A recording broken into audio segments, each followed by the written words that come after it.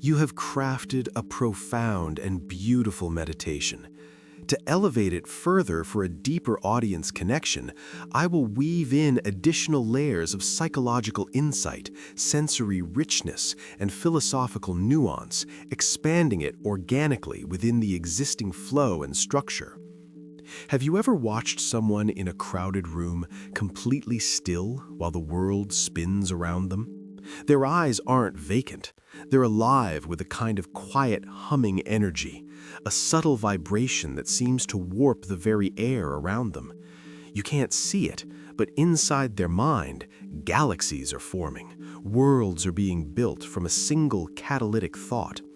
These are the deep thinkers, and they experience reality on a different frequency, one that picks up the faint whispers of meaning beneath the deafening roar of the everyday.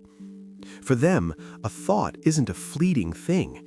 It's an entire landscape to be explored, mapped, and felt, a terrain with its own weather systems of emotion and shifting tectonic plates of logic.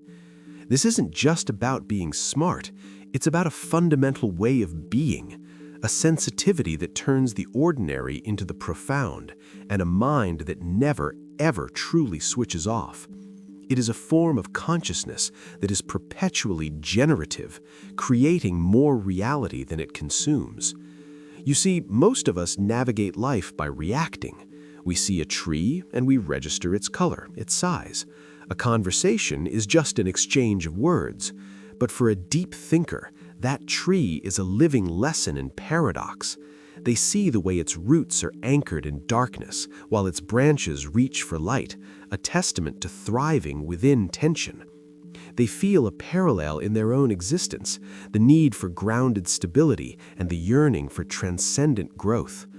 That conversation isn't just words, it's a dance of emotion, a subtle play of power, a story told in micro-expressions and pauses that scream louder than any declarative sentence.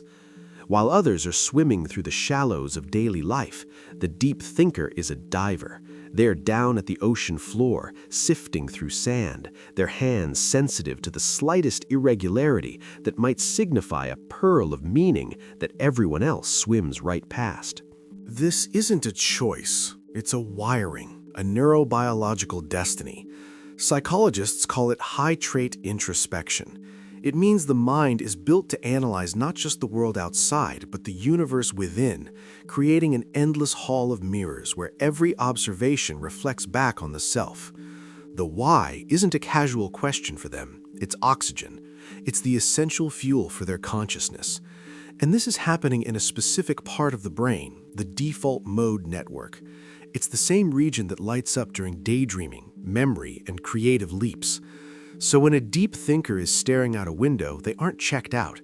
They are in the most active, most connected state their brain can achieve, a state of deliberate, purposeful diffusion. They are weaving threads between past, present, and future, between logic and emotion, between what is and what could be, spinning a tapestry of understanding so intricate it can never be fully displayed. But this beautiful, intricate machinery has a cost. This constant weaving can feel isolating, because while the rest of the world is moving at the speed of reaction, the deep thinker operates at the speed of reflection, a slower, more viscous temporality. They pause. They notice the slight tremor in a voice that betrays a concealed grief, the flicker of doubt behind a confident smile that tells a truer story, the unspoken history embedded in the very architecture of a room. By the time they've processed all these layers, formulated a response that carries the full, nuanced weight of their understanding, the conversational moment has often passed, the ship has sailed. So they stay quiet. And that silence is so often mistaken for disinterest or shyness or aloofness, when in reality, it is the opposite. It is the deepest form of respect for the conversation, for the truth, for the terrifying, beautiful complexity of the moment. They don't just want to talk, they want to understand and to be understood on that same profound, unmuddied level. Their ideal dialogue is a mutual excavation. This craving for understanding shapes everything. Surface-level chatter doesn't just bore a deep thinker, it drains them, atom by atom. It feels like being forced to wade in ankle-deep chlorinated water when your soul is built for the mysterious, pressure-filled abyss. They crave conversations that dive below the pleasantries, into the architecture of fear, the blueprints of dreams, the raw, unfinished foundations of the human heart. But that same depth that allows for profound connection also builds intricate, inescapable traps. This is where the mind's great strength becomes its own formidable adversary, overthinking. But it's crucial to distinguish this from ordinary worry. An overthinker anxieties about a future event. What if I fail? What if they don't like me? A deep thinker questions the fabric of reality itself. They engage in existential thinking, the relentless, awe-filled interrogation of being. Why are we here? What does any of this mean? What is the nature of this consciousness that allows me to even ask these questions?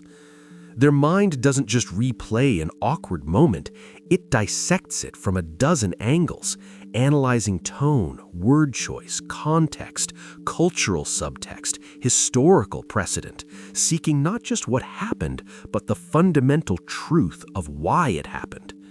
This is powered by something called metacognition, thinking about your own thinking. For most, it's a tool used occasionally. For the deep thinker, it's the permanent, humming background process of consciousness, the ever-present narrator annotating the experience of being alive. They are both the actor and the audience, the painter and the critic in their own mind. This creates incredible self-awareness. They can trace the roots of a desire back to a childhood scent, map the jagged contours of a fear to a forgotten glance. But it also illuminates every flaw, every inconsistency, every shadow in high-definition, unforgiving clarity. They don't just feel self-doubt, they study its taxonomy, which can, ironically, give it more power and permanence. The mind becomes a labyrinth of its own making, beautiful and terrifying. They can connect anything to anything, seeing patterns in the chaos, which is the source of genius, but also of great private pain. They might read devastating meaning into a simple silence, or construct a whole narrative of disapproval from a neutral glance.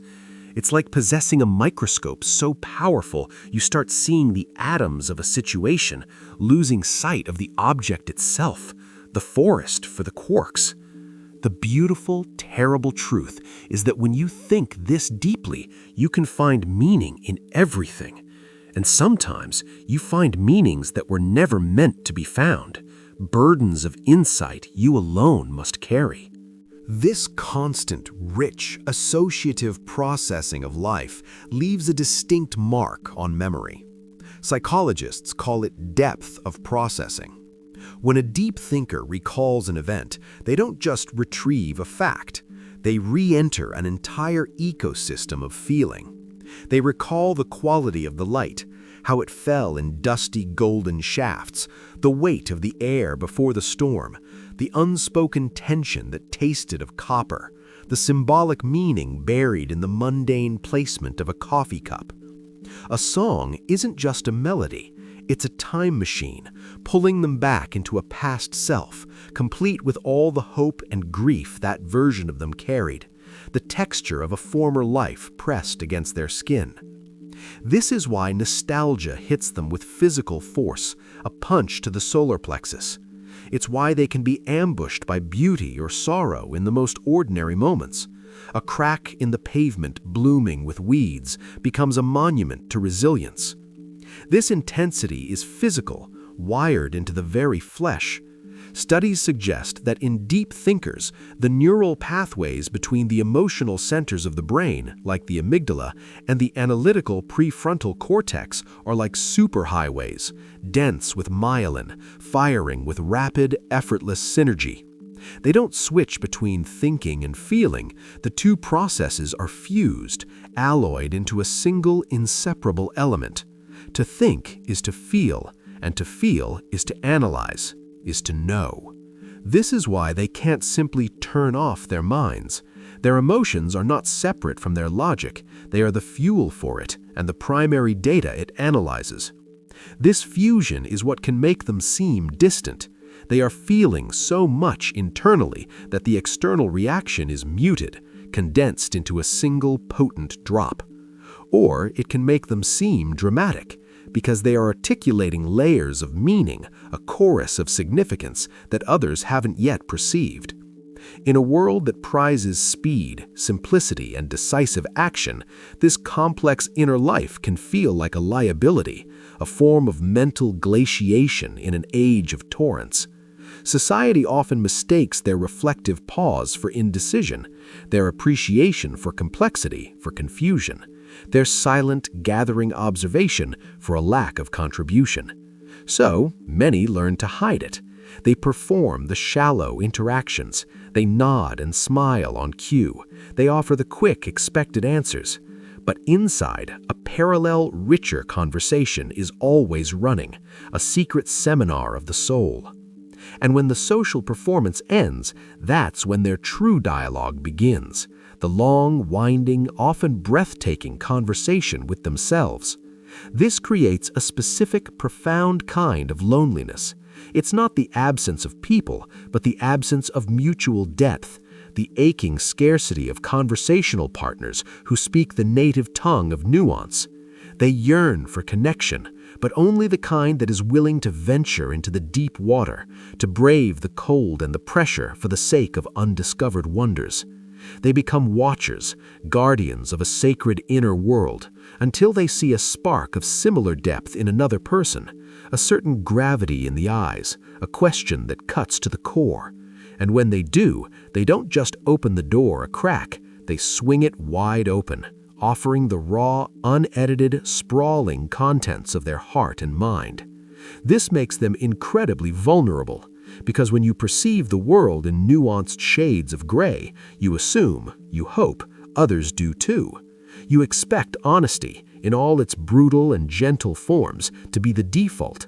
The pain that comes from betrayal or superficiality isn't just personal, it feels like a violation of a deeper, more fundamental truth they've invested their very being in. Yet it is precisely from this depth, from this willingness to engage fully with the darkness, that their greatest strength emerges, a resilient, earned wisdom. For a deep thinker, even suffering is not a pointless ordeal, it is information. It is a brutal, painful lesson about the self, about others, about the very architecture of reality. They will analyze their pain until it yields meaning, like alchemists transforming lead into a bitter but valuable gold. This ability to find purpose and pattern even in hardship is a formidable kind of armor. They see possibilities and connections where others see only dead ends. They understand in their bones that endings are also beginnings in disguise, and that loss, however brutal, carves out new, hollowed spaces within us, spaces that can later be filled with different, deeper kinds of love and understanding. The healthiest deep thinkers learn a crucial, paradoxical skill. They learn when to stop thinking. They discover that peace is not found in the final, definitive answer, but in the ability to sit with the unanswerable question, to let it be without needing to solve it. They learn to ground their soaring, star-drunk mind in the tangible, sensory world, through mindfulness that anchors them in the breath, through creating art that gives form to the formless, through physical movement that reminds them they are an animal body, through acts of service that tether their abstractions to human need. They translate the silent, storming symphony inside into something solid and beautiful outside. They realize, gradually, that the ultimate purpose of all this thinking is not to escape life, but to engage with it more fully, more compassionately, more authentically. It is the tool they use to love the world in all its heartbreaking detail. If you love a deep thinker, their love language is curiosity. They show care by paying rapt, unnerving attention, by remembering the tiny details you mentioned once in passing 3 years ago, by asking the second and third questions that gently touch the core of who you are. They don't need you to agree with them. They crave the shared, breathless journey of mutual exploration. They move slowly in trust, with the caution of a cartographer entering unknown lands. But when they give it, it is a profound and enduring gift. Their love is not a casual, flickering flame. It is a carefully tended, enduring lighthouse built to withstand storms and guide the way home. So to all the deep thinkers, your silence is not a weakness. Your pauses are not hesitation. They are precision. They are the necessary incubation period for truth. You are the ones who remind a hurried, noisy world of the revolutionary power of stillness. You turn chaos into clarity, noise into insight, and ordinary moments into small, sacred truths. You might not always fit in, but you were never meant to. You were meant to see through, to feel the immense weight and the breathtaking wonder of existence in all its layered, contradictory, stunning complexity. In a shallow world, depth is a radical act of courage. And your depth, with all its burdens and its beautiful, piercing, unwavering light, is a gift, not just to you, but to everyone lucky enough and brave enough to be truly seen by you.